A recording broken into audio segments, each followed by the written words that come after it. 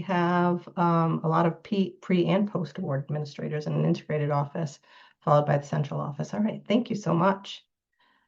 Like Audrey mentioned, this is a collaborate conversation. It's a little bit different than your typical webinar. There's going to be plenty of time for questions. I'll serve as the moderator, so I'll be asking the questions and the panelists will be responding. Once they finish their response, if you'd have anything that you'd like to add, please add it to the chat, and Geraldine will help monitor that chat so that the questions can be answered. So let's begin with the first question. All right, and so how have frequent changes in federal regulations impacted proposal preparation and the pre-award staff? So Nicole, why don't you start off with this question? Thank you, Sharon. I will.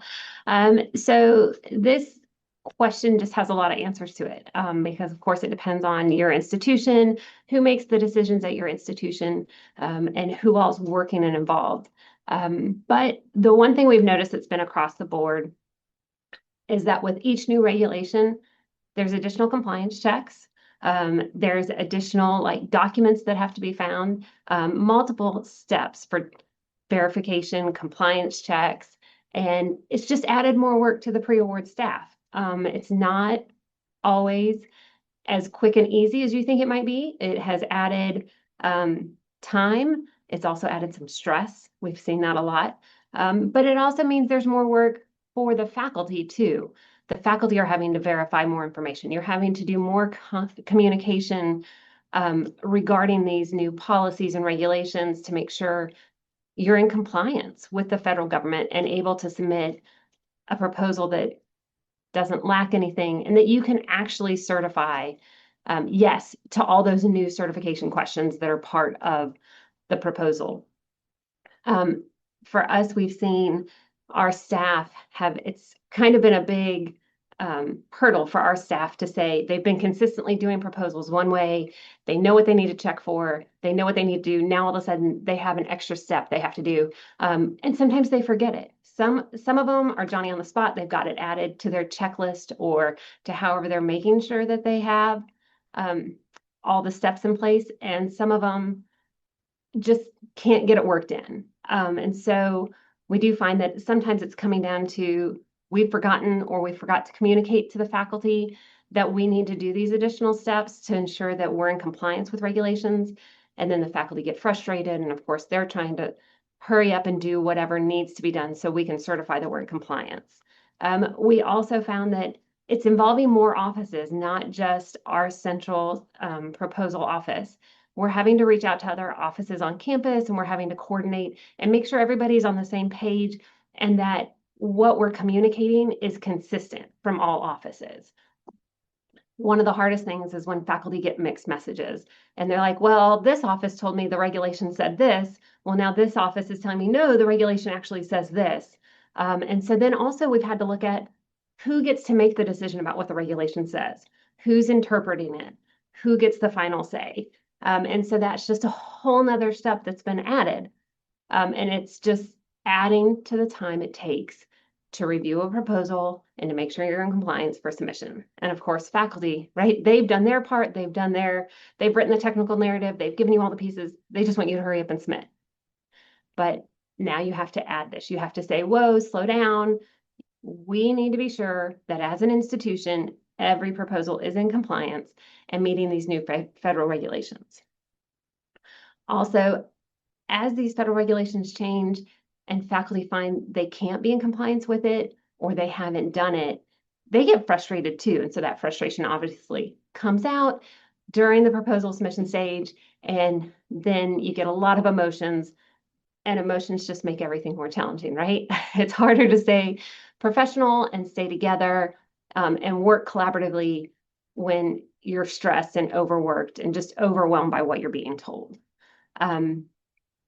We have found that some of the faculty have pushed back and not wanted to do certain things, but as like the person signing off on the proposal, that's where we have to we don't want to dig our heels in, but we have to be a little firmer and we have to present more of a unified front and say, this isn't us. This is not the institution adding additional steps and requirements. This is a requirement of a new federal regulation. Sometimes that calms faculty down, sometimes it doesn't. But it does take a collaborative effort of many different departments on campus and also faculty working with the sponsored programs office to come together to be able unified and submit those proposals. We've seen with this, we've also seen because of this push in these changing regulations, faculty now are leaning more towards foundations and submitting to them. They feel like it's less burdensome, that there aren't as many requirements they have to meet. But then that's a challenge for our pre-award staff because now they're so used to submitting to the feds and submitting those, standard NSF proposals or NIH. Now they're having to backpedal, and they're having to dig deeper, and they're having to make sure, as an institution, can we submit to this foundation? What are their requirements? It adds more of a kind of cognitive challenge for our pre-award staff to adjust and go to foundations. But again, the federal government, they're the number one funder of externally sponsored projects at institutions of higher education. And so we're all going to have to come together and, find a way to abide by those new regulations and get proposals submitted. We do think one of the things we have found over this past year is we've tried to implement new policies to meet these regulations. And just as quickly as we get that policy approved and published, a regulation has changed, or somebody in a different office has decided they didn't like the way that policy was worded, and so we've had to pull it down. And so the best thing, like I tell my specialists that are submitting proposals, is we're just going to ride the waves. You're going to have some highs, you're going to have some lows, but we're going to have to be flexible through this whole situation and the continued change. So that was kind of quick. Geraldine, are there any questions? So far, I haven't seen any questions Okay. in the chat.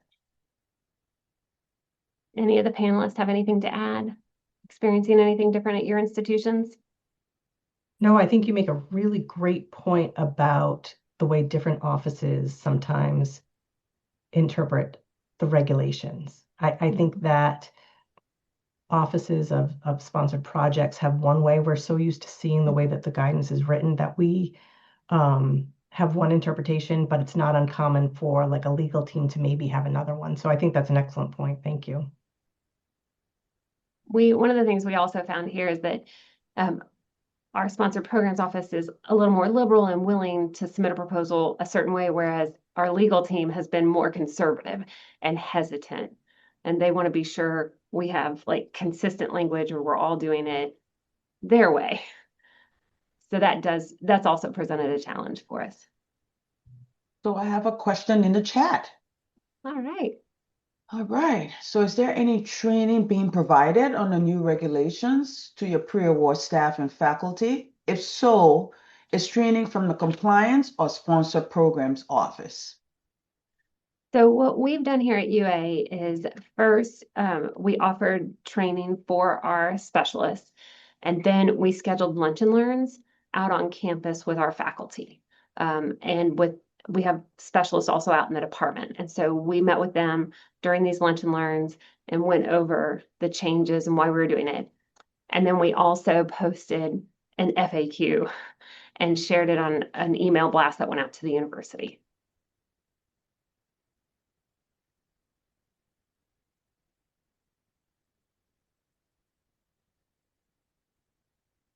If I can add to that as well, at Boston Children's Hospital, we have town hall meetings every Friday. It used to be when the early changes were coming in at like almost a year ago. We used to have like basically frequent town hall meetings for our office of sponsor programs and the research community as a whole to update us. Since everything has sort of like balanced off, it's been like every 2 weeks or a month. But that's how our central office, our pre-award office of sponsor program updates us on all of these ever-changing policies at the federal level. So that's what we do at Boston Children's Hospital. That is, we also utilize Teams a lot. And so we do have one Teams channel that is set up for all department specialists and the central office. And that's one of the things we've utilized also. Although I like town hall meetings, we may have to go to that route.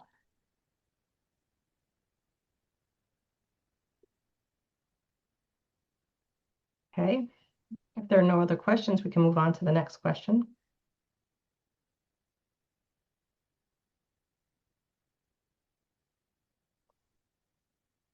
Okay. Question number 2. What are some of the policy changes that have come out during the past 12 months and why have they been so burdensome? So 2025 has been a whirlwind year. The changes came out like right out of the gate, fast and furious, starting with a lot of letters to revise the science to align with NIH priorities. Now, at first glance, maybe that doesn't seem too out of the ordinary. However, this is something that we had never been asked to do before. If a project was funded, we assumed it aligned with the Institute's priorities. What made it challenging is that they didn't really define at that point what their priorities were. So this was something that PIs were going to have to like revise their scopes of work and submit it to the agency, and they were going to make that change part of the notice of award.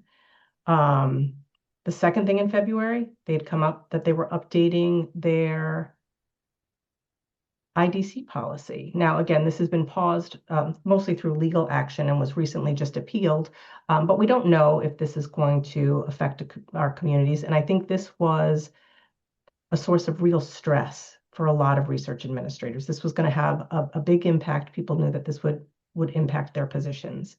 So February started off really difficult. Some of the changes that, they definitely posted some changes between February and May, but I think the ones that were most consequential to the research administration community happened in May. At that time, they removed the ability for NIH recipients to initiate the grantee approved no-cost extensions. This was really burdensome because now we had to wait to get a response from NIH, where under the terms of the award, we should have been able to extend the project for a full 1 year without any prior approval. The biggest issue with this is sometimes PIs didn't hear back. And so the award would just end because we got to there was no mechanism for keeping the award open without going into like a unilateral closeout status. Also in May was the updated policy for foreign subawards.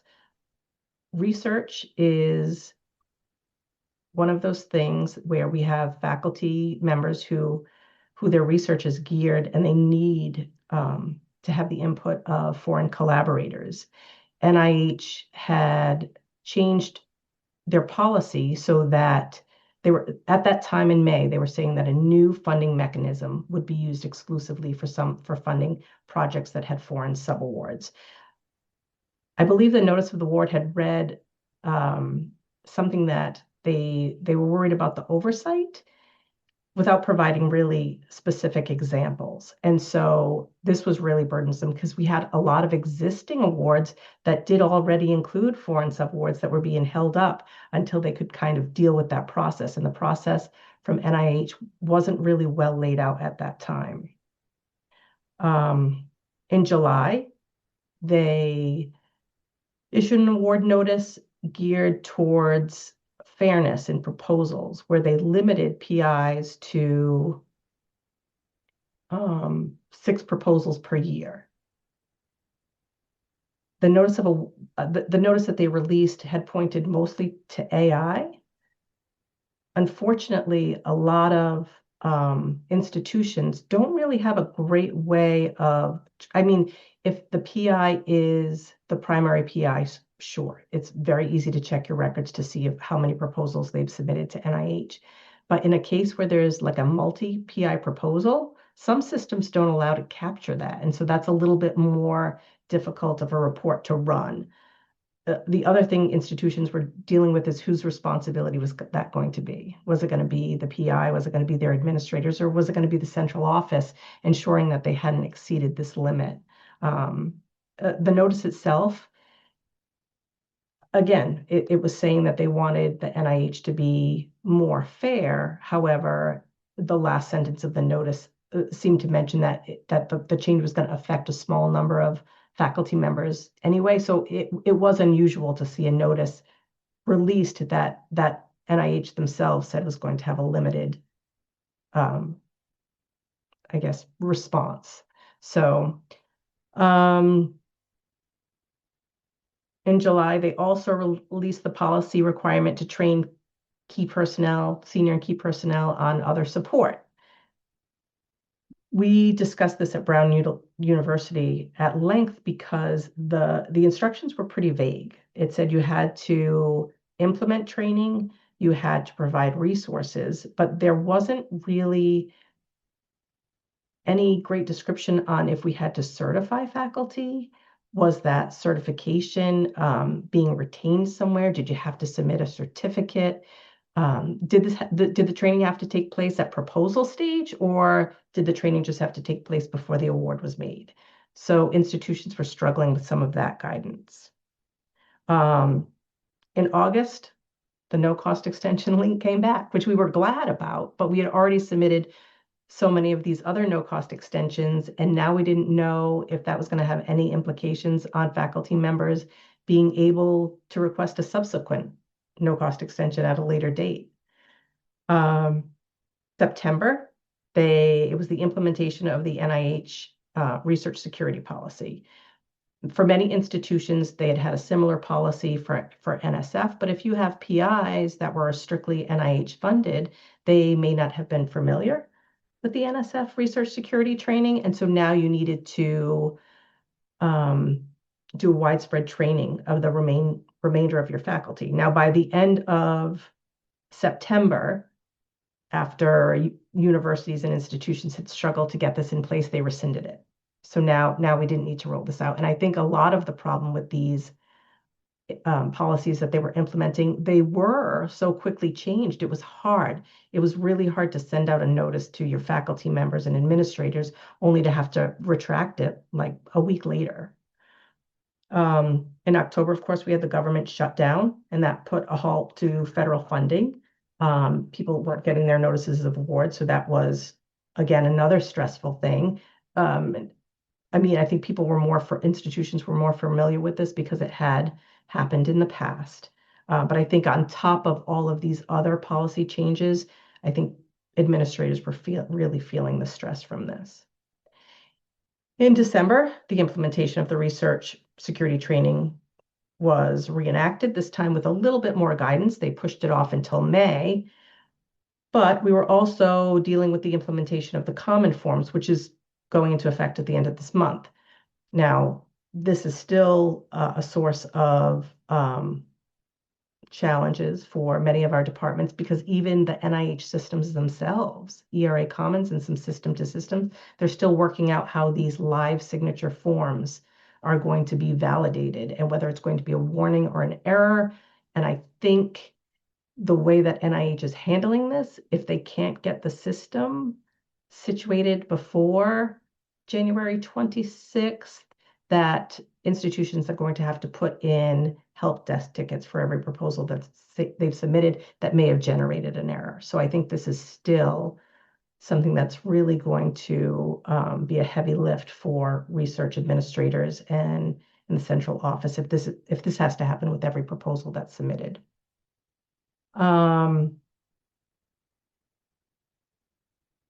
Yeah. Oh, and the other thing with that is the use of Science CV.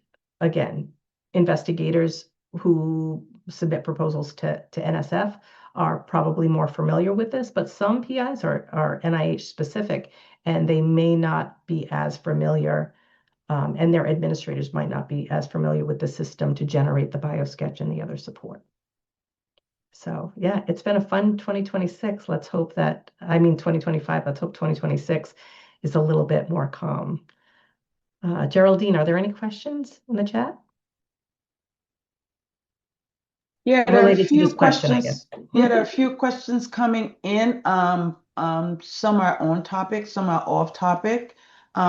So we can, and I'm sure we're very flexible here. Of course, we're research administrators, right? Sure. Sure. So we are going to go to a question here about efficiency, and I think this was regarding the last question.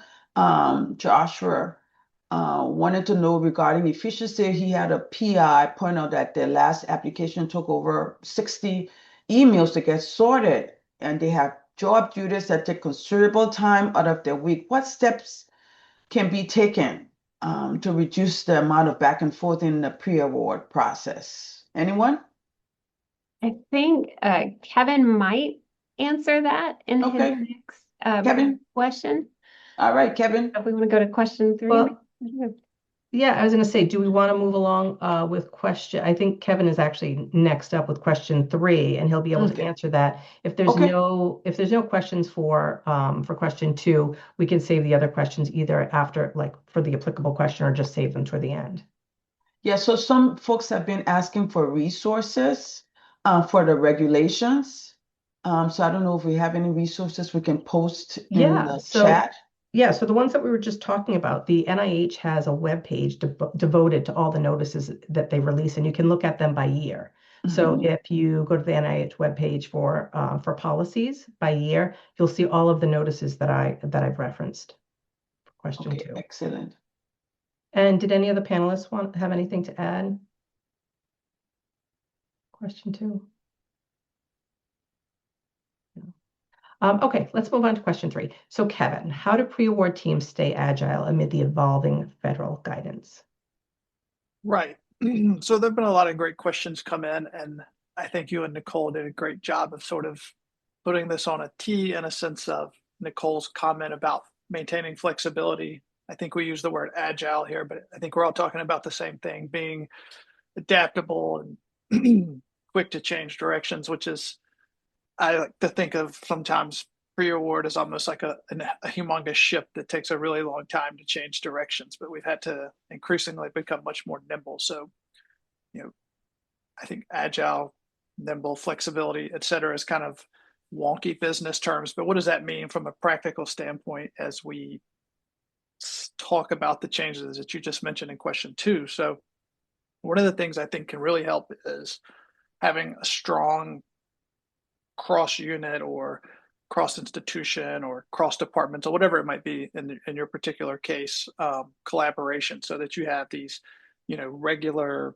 touch points between both yourself and, like, so if you're, I think in our poll we had predominantly pre-award and or people that are pre and post. So having these touch points with either your central office or the person that's reviewing your proposals before they go in, this can help in a lot of ways, but probably the most practical is avoiding these surprises that you get at the last minute, being like, oh, we thought we were going to be in compliance with this particular policy, whether it's the research security training, for example. I think most places have rolled out answers to that now, but back during the fall, I remember in our NCURA Collaborate community, there were lots of questions about how are we going to be compliant with this? What are people doing to stay compliant with this? So having those frequent conversations, whether it's, specifically you as a person or someone in your team that's having these constant communications with either your central office or your compliance unit, that can really help smooth things over. And the checklist that we're mentioning, and I'm seeing lots of them fly up in the chat, these are all excellent. There are a lot of good resources out there. I think I won't say what my favorite or least favorite is. It depends on what sort of sector you work in as to what value you find versus, is it COGR, is it FDP, is it just NIH? But one of the things I think that can really help is make them easy to find. So like we're in a Collaborate community or this webinar with quite a few people here, and people are asking questions because this information is not super easy to find at times. And so for us as research administrators, whether that's serving our PIs or our colleagues, or the institutions themselves, making this information extremely easy to find, quick to access, I think can really go a long way towards easing confusion. To follow up to the question about 60 emails, my first response is, my gosh, take everything off email that you can. I know that's easier said than done, right? Not everybody wants to work in Slack or Teams or Basecamp or something like that. But I think if you have this information out there for PIs and it's easy for them to get a hold of, it'll really reduce the amount of emails, let's say, that they're exchanging about various policies and things to get their submissions in. So that will help them hopefully have some easier time getting their proposals ready. The second point I would want to talk about, and this may be a thing where we need people that work in a central office like Nicole or others on this call to cover their ears, is, we, as a research development oriented person, our goal is to submit proposals, right? As many as we can. So that may mean that at some point, the proposal just has to become as compliant as it possibly can be at this point in time, because we want to submit it. Of course, there are like warnings, and we're talking about an NIH grant. We have to get past that. But with the sort of constantly evolving, let's say, as Sharon just described over the last few months, policies and guidance, it sometimes there's just these really now large gray areas that we really just can't get an answer to all the time. So we want to do as much as we can to sort of have this triage of compliance, things that really affect your submission viability, let's say. So like foreign components obviously are a huge, not problem, but a huge thing we need to address. Security problems, human subjects, animal stuff like that. So these are easy things that we can sort of address quickly, but these ones that are sort of now more in the weeds and more undecided, we sometimes just sort of have to do the best we can.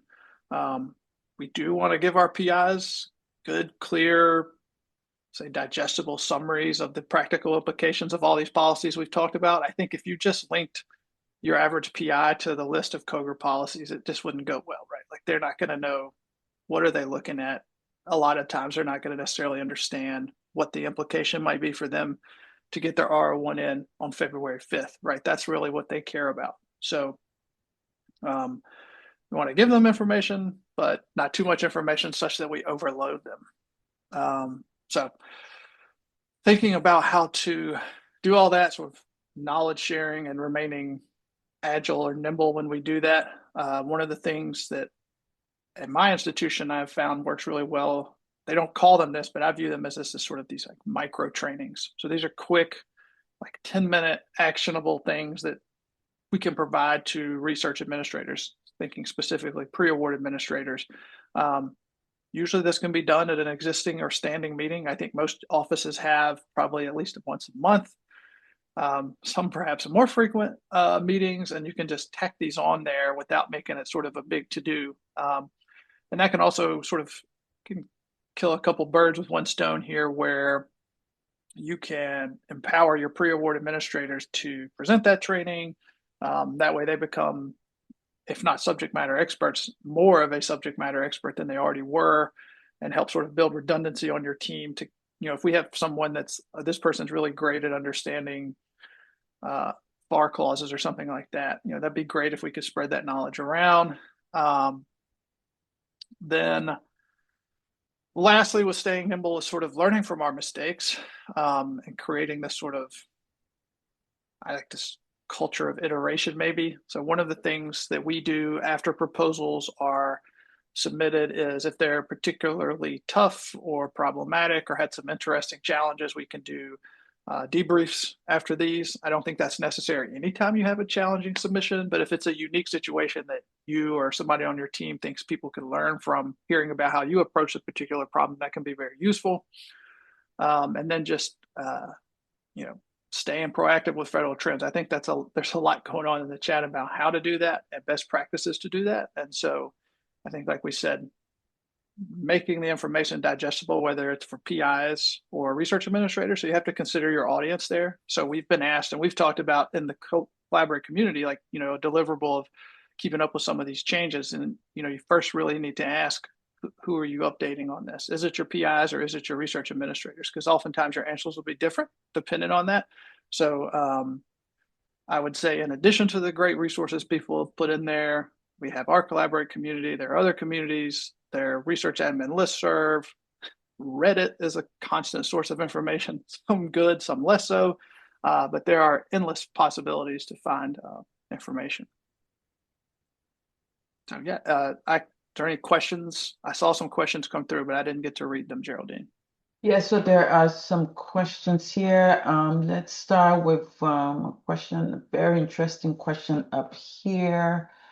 We have some foreign subs in here. What is your advice to respond to a faculty when answers are unknown? I feel the ability to provide a definitive answer to the PIs because of uncertainty at the sponsor level is affecting my job more than ever, especially for faculty submitting this cycle.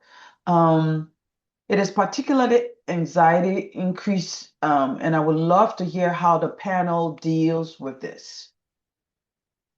I mean, I think it's always been a joke in research admin that the answer is always sort of it depends. So even 5 years ago in the before COVID times, when things were, I'll say, a little simpler in submitting, there were still gray areas. The gray areas are a lot bigger now. So I think just being honest with your PIs is a great start in saying, I honestly don't know the exact answer to this question because it's unclear because the policy is vague.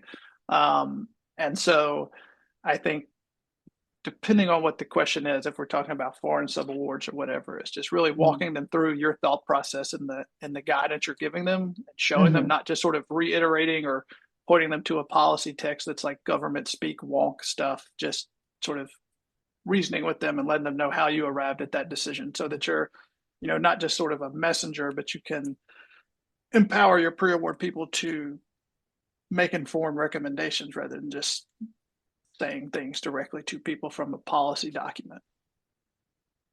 So another question here from Melissa. Do you have any insight into the NIH review process now that they have eliminated pay lines? We used to resubmit fairly quickly after receiving a score and feedback, since we had an idea of whether or not they will be funded.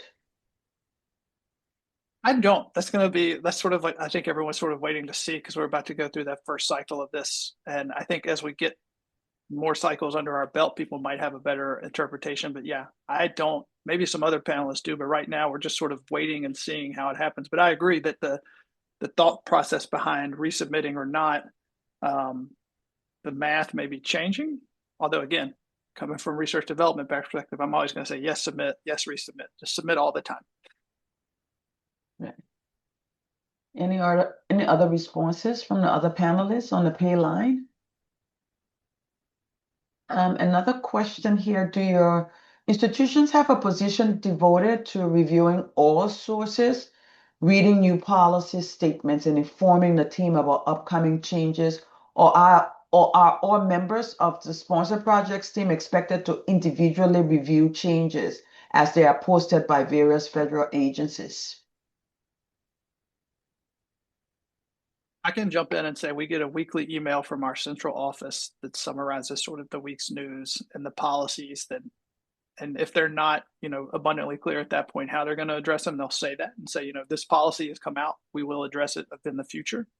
But generally speaking, I don't think it's expected that all levels of research admin themselves are out there finding that information and procuring it themselves. If there's valuable, important, actionable info, usually the central office relays that. Yes, the same here with us. If there's anything important, we will get these ad hoc notifications from the central office. We also at Boston Children's Hospital have a monthly research admin called our ART Administrative Roundtable. So depending on how frequent the changes have come in, they will consolidate all of those changes for that month prior, and we presented at the webinar. But yes, similarly here, if there anything that's an emergency or the OSP office and the post award offices as well, the central offices in general, will send a quick post to the research administration community at Boston Children's. Anyone else want to chime in? I was gonna say, we do the similar thing that you explained, Geraldine, at UA. And so within my role, I review it. I look for the weekly updates. I then usually send out like a quick notice to all the specialists that are in the central office. And as I mentioned earlier, we use the Teams channel, and I do try to communicate it through the Teams channel. But there is one specialist that She's kind of like our liaison from the central office to the departments. And so she'll then take what I've sent or she makes it sound better and clearer sometimes, and then emails it to all the department specialists just to be sure in case they missed the team's chat, but so that they're also updated and know changes that are coming down the pipeline. Okay. Let's move on to question 4, because I think that talks specifically about this situation, this issue. Okay. So how have institutions been keeping up with all of the changes, and what are some ways that they have been able to keep faculty informed? So Lori, why don't you talk a little bit about this? Sure. So in a central office position, I'm going to speak from that, but I can also speak to what it looks like in the department, because I think the level of information that you have to relay depends on how it impacts your role. So from a central office perspective, there are a lot of changes that we've heard about. For instance, when we think about like the IDC rate change, right, that happened literally overnight on a weekend, that impacted a lot of central office discussions. I feel like maybe not as much as it did for the department. Like immediately, I felt that like central office people went into like a spiral, right? I didn't get as many concerns from faculty about it, and a lot of the discussions surrounding the impacts of IDC really started central office. So that is like something we didn't necessarily like put out to our research faculty immediately, because again, depending on how your institution is, what does your IDC recovery look like? So some people on our panel, we all have different roles. So if you're in a department and IC definitely got cut immediately, what does that look like? What is the impact on a department level that depends on IC, or what is the impact on a central office that recoups all of the IC? Is like two different things. So I think when we talk about keeping faculty involved, it has to be relative to your institution and what is important. There are a lot of things that impact pre-award proposals going out the door, and we do have a responsibility to keep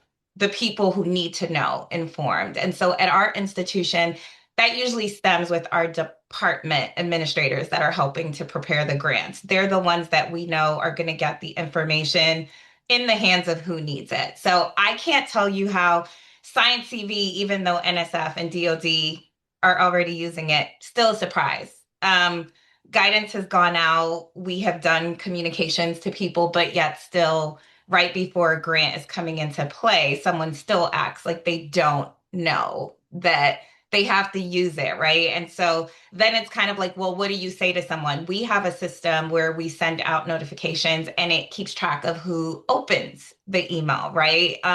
It also has the ability for someone to opt out of the subscription. And so when that happens, my executive director has said to them, well, you opted out of receiving these communications. Is it petty? Yes. But it's the whole reason that they purchased that software was so that they can keep track of who said that they didn't want to see the information. And so what we realize right now with like all of these changes is that there were a lot of people who felt bombarded by the updates that we had been sending previously and opted out. So when they felt like they really needed to know it, they weren't getting it, right? And that's because they opted out, and we had to figure out how to get them back into the system to receive it. So that's like one way that we do it. But I honestly trust my specialists on my team to relay information to the people that they know need it and putting that responsibility in their hands. We have a very supportive VPR of research who also sends out emails on our behalf. If it needs to go through the general communication lines, they also make sure that that happens. So we use different mechanisms to get the information into the hands that need it. Downstate is a part of a 65 campus party. So we also have a weekly Friday meeting where we go over federal updates, literally the name of the meeting. We recently just moved to a bi-weekly meeting, but that was something that was helpful for us as well to communicate as a community about what are the changes, what are the implications. Again, getting the information out. I don't think that our faculty was like so aware that we were involved in so many lawsuits. So that information was kind of more restricted to research administrators who needed to know what was happening behind the scenes and what battles were being fought. Not so much the faculty. Again, I think they were more so concerned about like, how am I going to meet this deadline with this new change? And for us, it's kind of like we didn't make the change. We're just telling you that this is a requirement, and you have to be compliant. And so my stance as a director is like, instead of arguing with me, it's like, how do we get this done? Like, you have to do this. This is a requirement, and we have to be compliant, or else you're wasting your time. Like, you don't want your application to be rejected. So for us, we try to plan in advance, but again, sometimes they don't give you enough time to navigate that. I think the other support issue, I'm still fighting people for like what that means for them.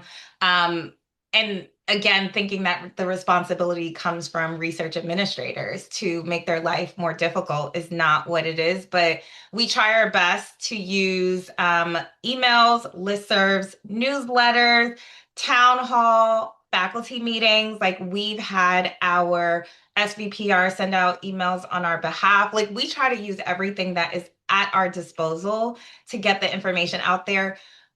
But as we see from subscriptions, people don't necessarily read it. And so I think we then take it on a case by case basis. I have my team responsible for if someone's letting you know that they're submitting a grant, please just remind them that these are the new requirements that they have to abide by. So at least we know that we are still doing multiple layers of keeping people involved in what they need to know relative to their proposals versus just giving them all the information that can ensue panic. And also because today we could get a notice that changes this and then tomorrow it's rescinded and we're back to normal, can be very confusing and frustrating. So we usually give it a little bit.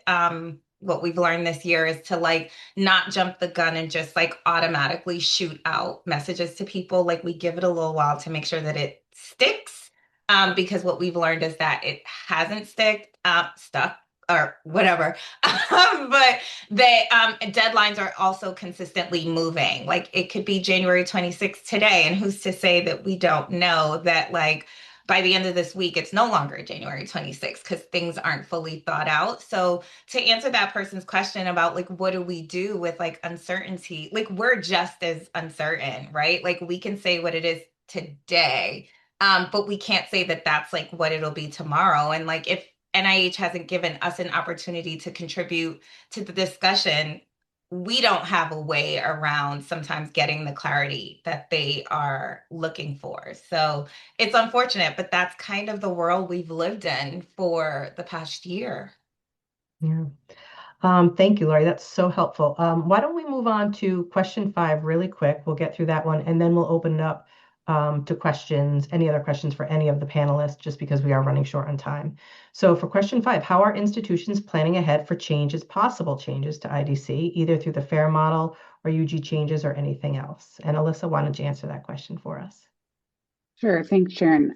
So when we talk about planning ahead for changes to indirect costs, we're really talking about flexibility like the other panelists have already noted.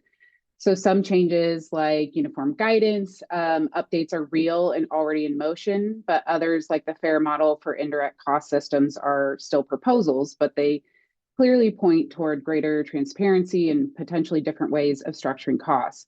So for pre-award teams, the goal isn't predicting exactly what will happen, but being ready to adapt quickly without disrupting the proposal development or compliance. And as Sharon noted, many courts continue to thwart federal agencies like NIH from implementing the proposed 15 indirect cost rate cap, which has provided additional planning time for institutions to prepare for a potential change around IDC rates. So although the courts continue to stall that, the federal government's plan to cap the IDC rate or further federal action on this issue is likely. And so making institutional planning for a federal IDC policy change it's a necessity. So I'll just briefly discuss a few of the steps institutions are doing to prepare for this change, and interested in hearing more that others are doing either amongst the panel institutions or in the group.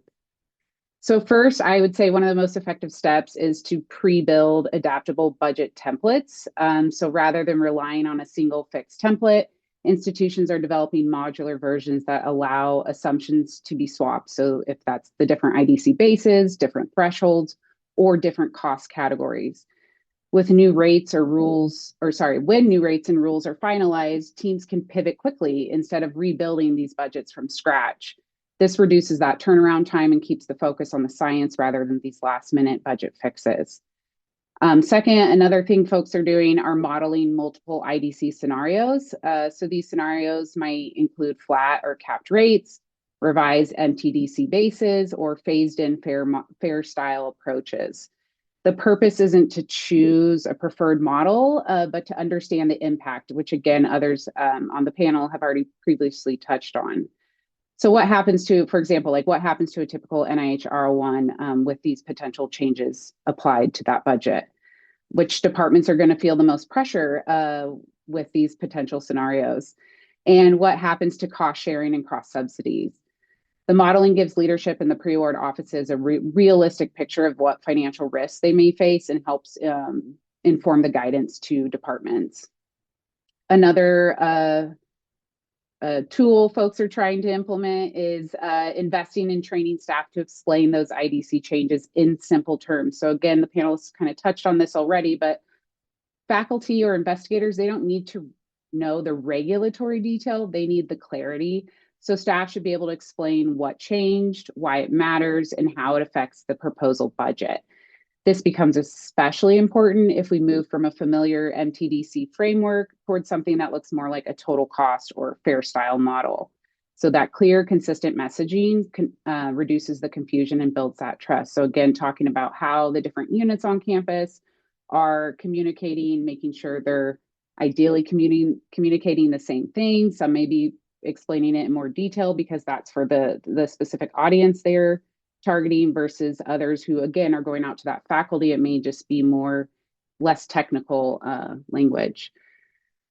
Fourth, institutions are reviewing costs that are traditionally treated as indirect to see whether any could appropriately be budgeted as direct costs under these proposed changes. So this aligns with both uniform guidance updates and the broader FAIR emphasis on transparency. However, most institutions are approaching this cautiously, right? So again, you want to maintain compliance and not, put something in your budget in the direct cost category that is unallowable. So there are pros to doing this now. Again, improved cost clarity, reduces pressure on the IDC recovery, and aligns better with emerging expectations that we're seeing. But the cons to this are increased pre-award workload, risks of inconsistent applications, and the possibility of reworking when those federal guidance changes are actually announced. So as a result, many universities are simply just piloting approaches in limited context rather than implementing something like that across the board. Folks are also examining pre-award processes themselves. So for example, if the IDC recovery rate changes and that's a significant drop from what your institution is currently using, it's likely like institutions are worried they can't sustain any unnecessary administrative effort. So many are kind of looking at their internal procedures and reviewing if there are steps that go beyond the federal requirements that they could remove. Are there approvals that could reasonably shift to the PI or the department with clear accountability? And ensuring like, are you as an institution duplicating checks that will happen again during the post-award stage? So thinking through those things to try to help the institution figure out how to save costs if and when an IDC a rate change occurs. Again, any way institutions can streamline is definitely going to reduce the institutional costs and staff burden. 6, institutions are focusing on saving money by prioritizing federal requirements. So this, again, just is like means identifying and removing internal steps that exceed sponsor requirements without meaningfully reducing any risk or reducing the risk. It's not about lowering standards. It's just about aligning effort with compliance risk and proposal quality. So as we all know, every extra step has a real cost in staff time. So identifying where you can reduce that time will benefit the institution if the indirect cost rate changes. And finally, so some institutions are taking a data-driven approach by measuring how much administrative effort actually goes into proposal preparation and submission. So you can have the one that it took 60 emails or however many to resolve an issue related to that specific proposal. So that could be like your extreme, but then you're really looking at like what's the average between proposals that may be faster and the ones that are taking longer. And by looking at that effort and by proposal type, they can identify where that time is being concentrated and potentially where reductions could be made without increasing compliance risk. And that kind of analysis is going to be essential if indirect cost recovery becomes more constrained. So in summary of everything I just said, planning ahead for IDC changes isn't about waiting for final rules. It's about building that flexibility. So in that budget templates, preparing pre-award staff and faculty by keeping them informed. And again, that may just be a response as we don't know yet, but we're anticipating these potentials.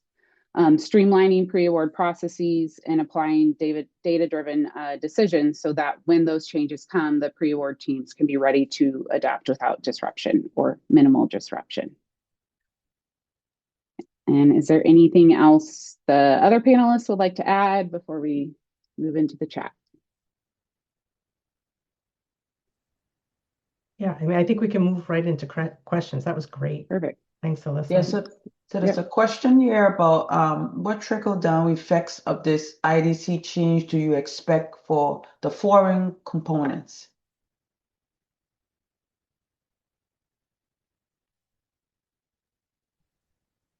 Specifically related to IDC, is this because of the separate mechanism to fund them? Perhaps. Yeah, I know that. Yeah. Yeah, I know the IG increased the IDC for foreign subs from 10% to 15%, right? Correct me if I'm wrong. So I'm not sure if this question is anticipating there are further changes in the IDC with the new UG changes to foreign components. Yeah, it might have something to do with, and I'm just guessing here, it just with the new funding mechanism for having to submit any project with foreign collaborators, Mhm. uses the PF5 or the UF5. And I think it's because it hasn't been released yet, it's hard to say what implications that the IDC. I know for existing awards that Brown has had, they did pull out and fund the foreign subawards separately. And so it didn't allow us to take any IDC on the first 25% on some of those awards that were the reason that it impacted us is our original award had 2 foreign subawards, but one of those foreign subawards had a 3rd tier sub to another foreign. And so we had to separate them all out. So we weren't able to get the IDC on that.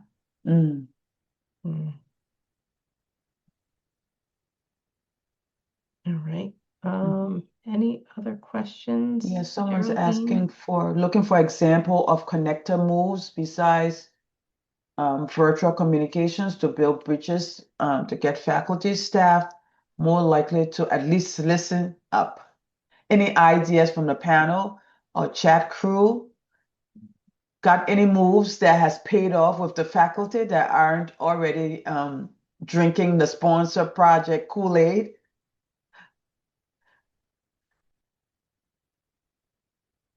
And this is Will Spots. He put his email in here in the chat. If you would like to communicate directly with him, he would appreciate it. If time is constrained that you can respond to this. Well, like I mentioned earlier, we did lunch and learns. So we provided food, and anytime you have free food and drinks, like faculty show up. So that seemed to work for us. That wasn't just like virtual, that was in person. And then we had one-page handouts that went with them, but they were able to ask questions and kind of, we tried to, be the cheerleader for these changes and make it sound exciting and new, and like it wasn't their fault, it wasn't our fault, it just is something we have to do. But the lunch and learn seemed to help.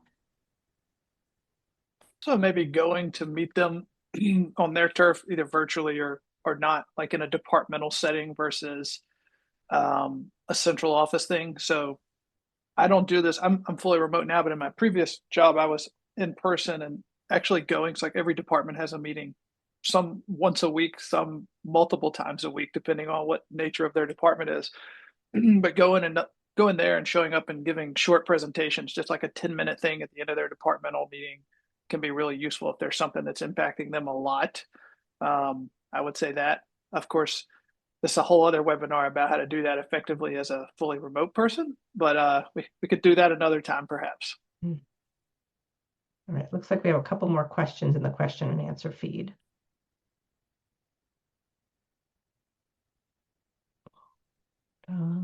One is about, Lorian, what software were you referring to? And I think that was the one that when you were talking about PIs, it would show if they opened or if they opted out.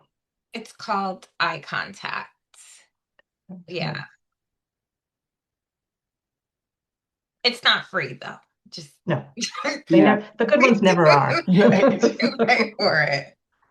Yeah, I can say Constant Contact. It's another one that many use, and it offers that same kind of details behind the scene of who actually clicked on it, who unsubscribed, and things like that. So you can monitor.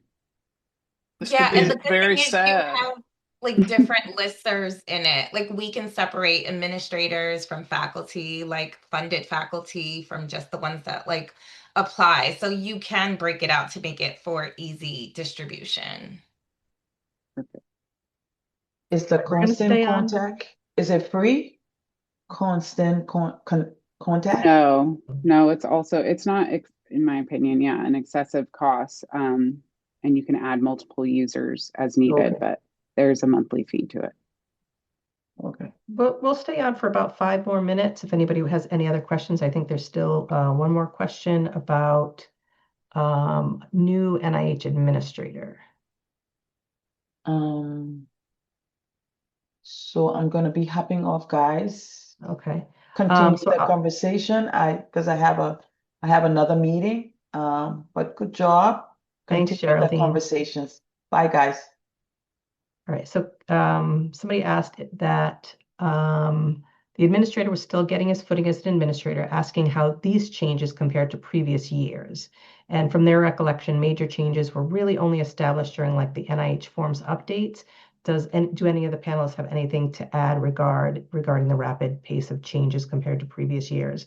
I agree. I don't think we've seen this level of changes this quickly, especially with guidance coming out that hasn't been well thought out. Like I agree, I am not sure that the changes to the BioSketch and other support forms is actually going to happen because I am worried about the sponsor systems. Can anybody else think of any other time? Yeah, I agree, Sharon. Yeah. It was a chaotic 2025 and then the pivoting and when you thought something was going to start and then it's delayed or pushed. So I'm also considering that January 25th due date may get pushed, especially given all the glitches with the Science CV system. Yeah, agreed. It would be great to hear what any of our audience, what they're using as resources to keep up to date on change. If you want to drop that in the chat, if you have some, I did see a couple of people talking about it. I think people are using Reddit, and as Kevin might have mentioned, he had talked about Koger resources and the sponsor,